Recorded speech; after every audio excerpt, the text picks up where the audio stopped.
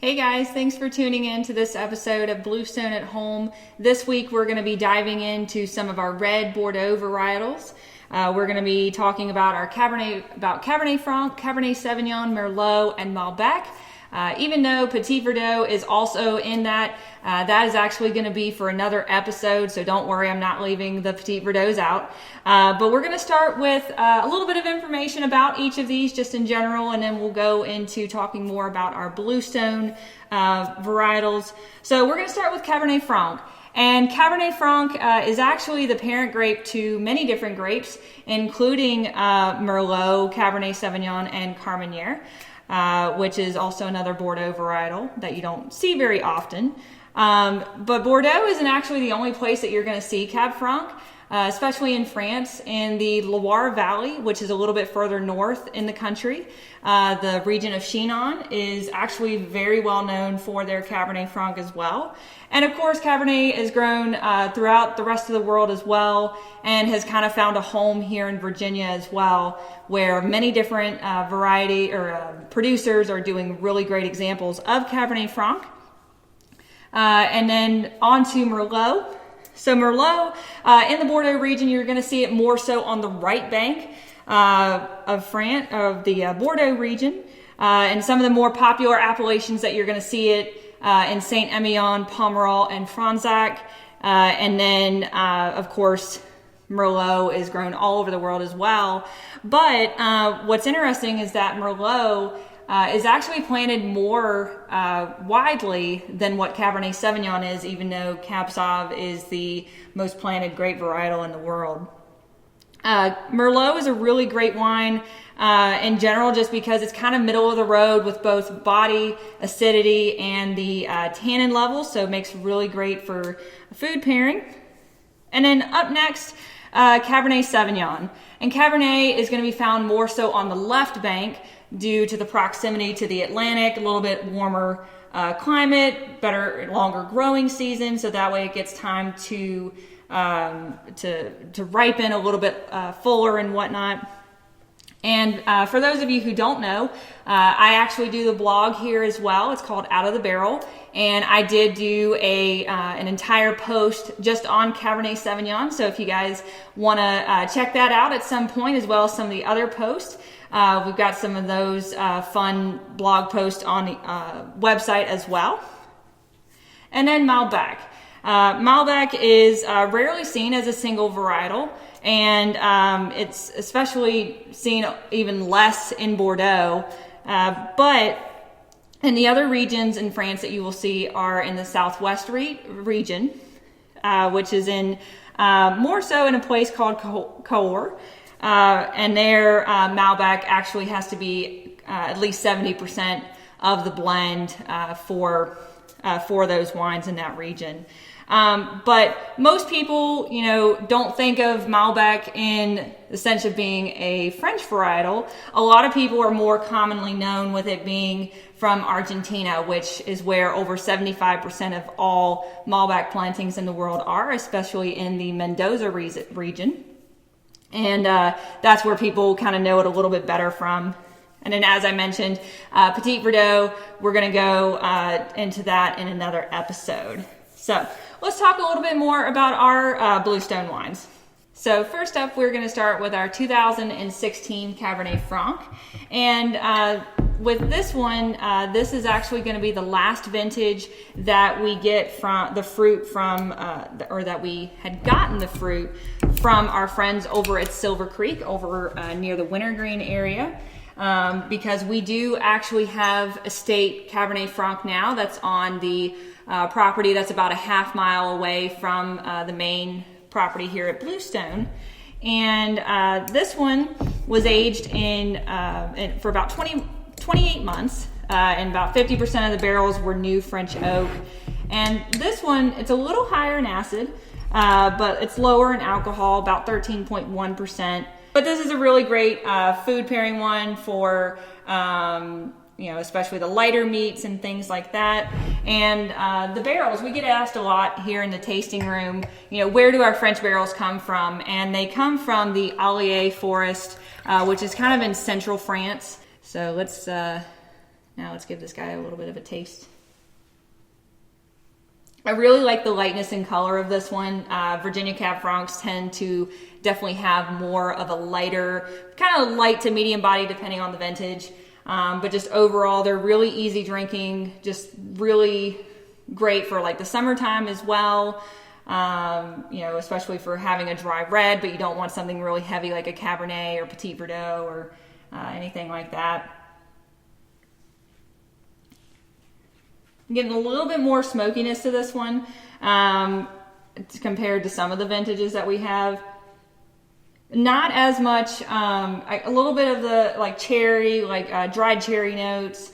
Some vintages and some Cab Francs in particular, people kind of know for having like the like this bell pepper kind of characteristic to it, and some vintages you get that more prominent than others. But this one I'm not really getting much of it at all.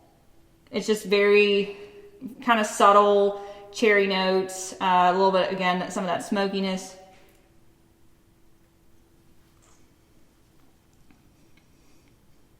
Yeah, on the palate, the acidity is definitely there, but it's not overwhelming.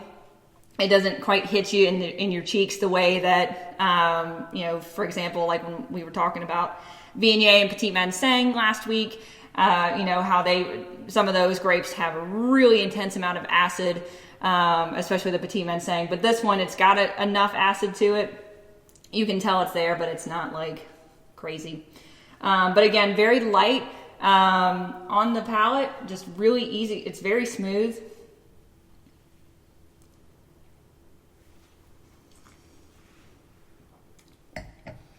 Yeah, this one I would do with, you could do with lighter meats, or again, just, you know, a nice summer afternoon or spring afternoon. It's easy enough just to kind of drink on its own as well. Up next, we've got our 2014 Merlot that we're going to be going to. And again, the fruit came from our friends over at Silver Creek. And this one was aged for about 22 months, and about 50% of the barrels were New French. And this is going to be the oldest one that we're going to be trying today. This is a 2014, so it's got a little bit of age to it. And I really love how this wine has just softened over the years. You know, it's still one of my favorites to do with heartier pasta dishes, especially, or even just a really great, you know, pizza wine as well. But probably one of my favorite recipes is a recipe that my husband does. He does a sage sausage stuffed shells. There we go. I wasn't sure if I was going to get that all in one sentence. But he does like a stuffed shells where he actually puts some of the Merlot in the marinara, and then we pair it with it as well, and it is fabulous. So probably one of my favorite things to do with it. But again, this one has really softened just because it's gotten a little bit of age to it. I'm looking at it at my paper. It's still got really pretty color. Yeah, on this one, with the 13 and our 14 that we're currently on, I still get a lot of coffee notes to it, which I'm very much a big coffee drinker, so I am totally okay with my wine smelling like coffee a little bit. But it's not so overwhelming that it takes over some of the darker cherry notes that are in there as well. Almost like black cherry, almost like a little bit of currant.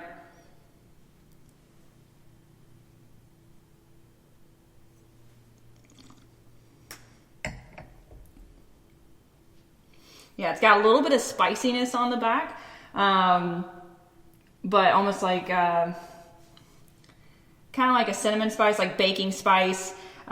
Really, really lovely. It's more on the medium body side, so it's not a really heavy Merlot.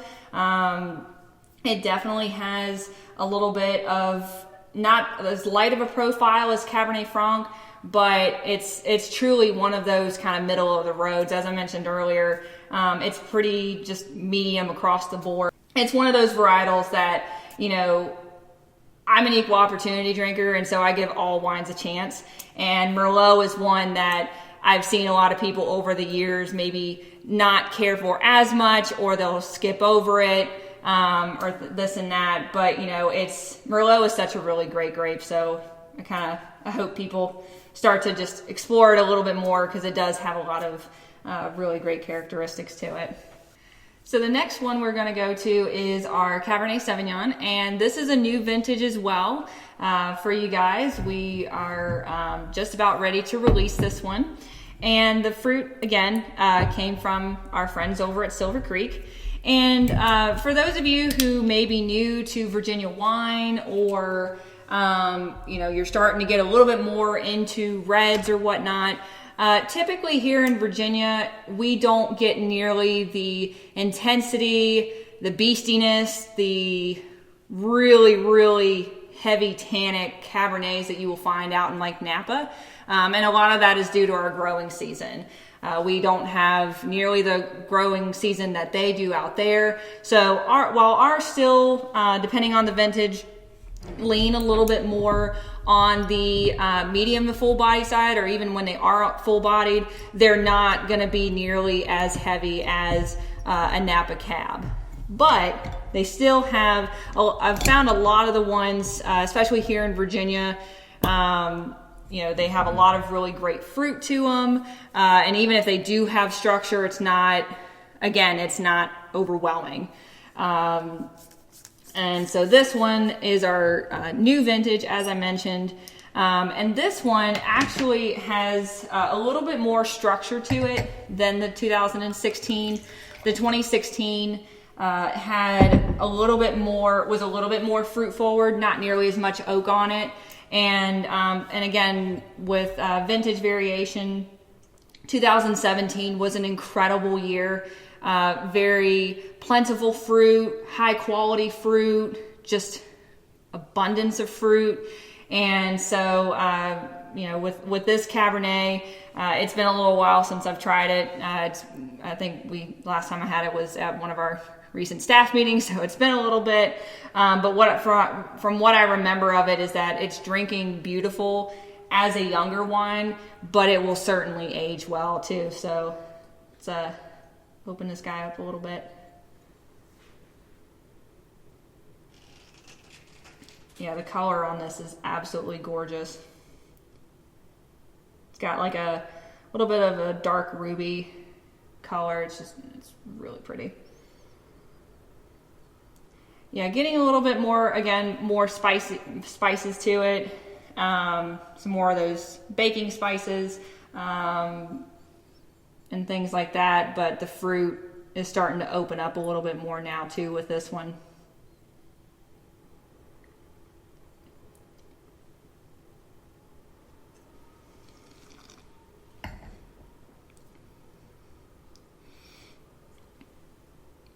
That's really good.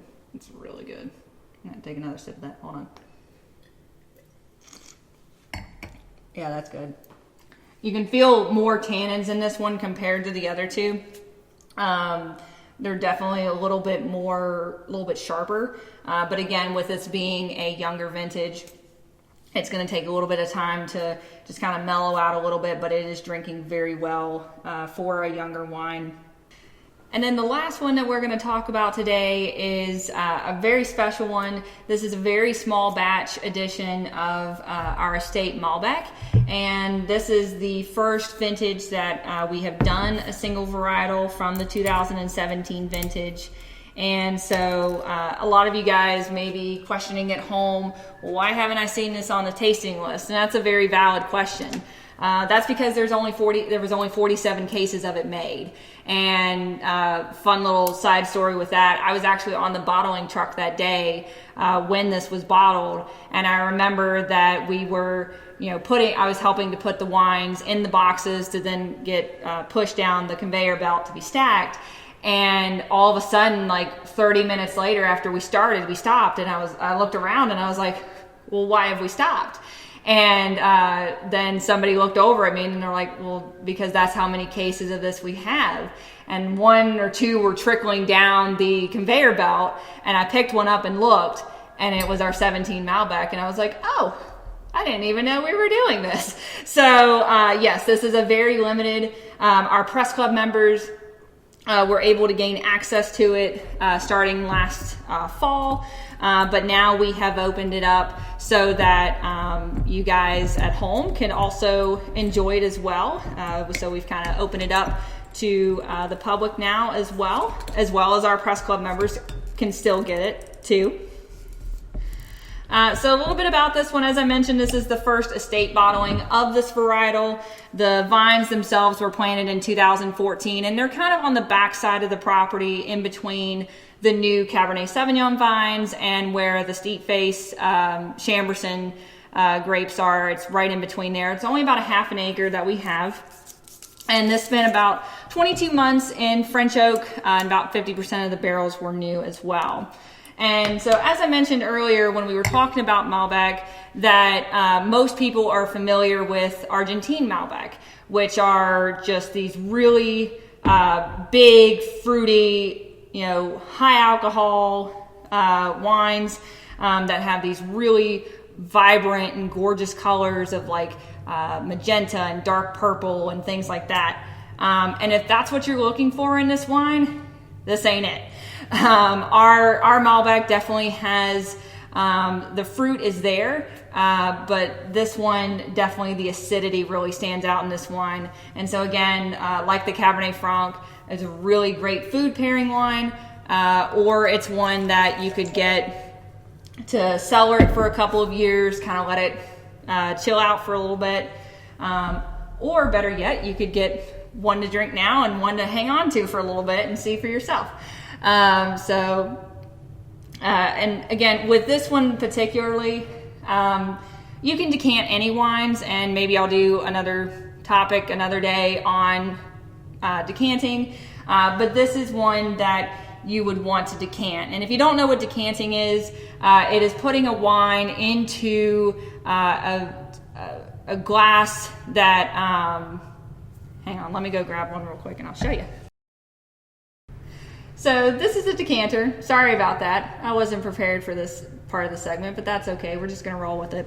But this is a decanter, and so they come in many different shapes and sizes, and it's something that you just put the wine in. It lets it open up, get a little bit of oxygen to it, and especially for a younger wine, it can definitely help to kind of open up some of those fruit characteristics or just different qualities of the wine and things like that.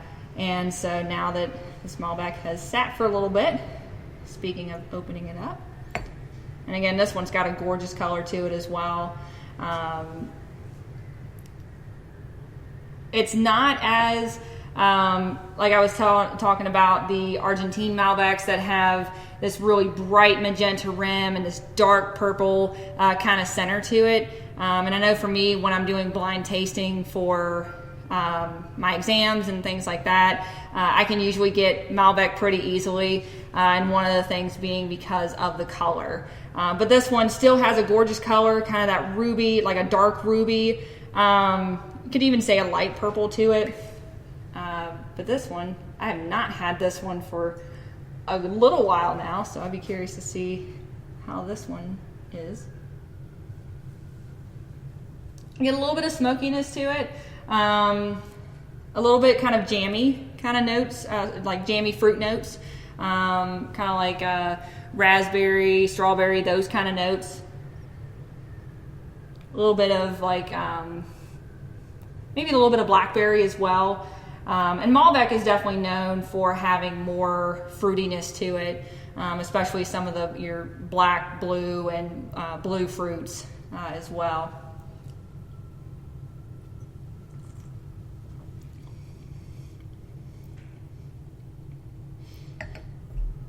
Yeah, this one, that acid is still there, like I mentioned, so is really, it would, if you do have a decanter, would highly recommend decanting it at least for an hour or two, just to let it open up, kind of breathe a little bit. And again, another really great one to pair with food.